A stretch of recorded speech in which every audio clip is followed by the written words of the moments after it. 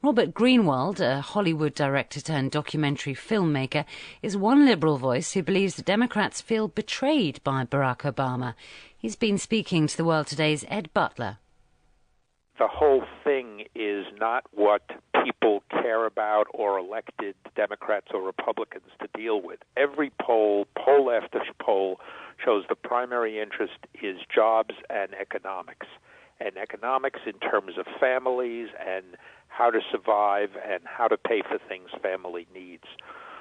The debt crisis, I don't think by anyone's stretch of the imagination, is going to create more jobs, put more food on the table, or help people who don't have health care. Who do you blame for the gridlock then?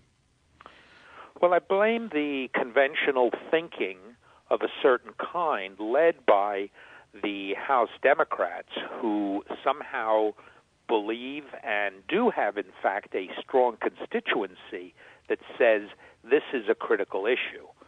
But it's a minority constituency, and again, the important fact is to look at what the country is motivated by, cares about, and desperately needs. You know, not having a job is a force multiplier. It's not just you, it's your family, it's your relatives, it's your neighbors. It's a devastating effect, and there are a minimum of 17 million people in the United States today who want jobs who don't have them.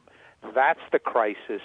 That's what they should be focusing on, and that's why, frankly, people are infuriated. How do you think President Obama is handling the situation? Well, I am deeply saddened by the fact that his notion of the big deal includes punishing and cutting those who desperately need it, and that there must be and there has to be a way found, even with the political reality of the House of Representatives, for him to talk about and fight for, with the same passion he talks about fighting for this deal, to fight for those who elected him and sent him to Washington to represent their interests. Well, sure, but I mean, ultimately he needs the support of the Republicans, and they want him to make these kinds of concessions. I mean, what choice does he have? Well, he's a president of the United States. He has lots of choices. He has veto power. He has the Democrats have control of the Senate.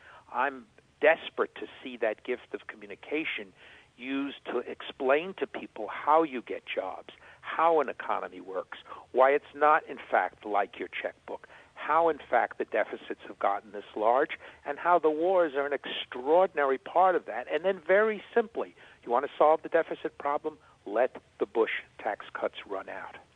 We are now approaching the deadline, a week to go. Do you think that this is just brinkmanship? They are going to finally kind of bash out some kind of a deal between them, aren't they?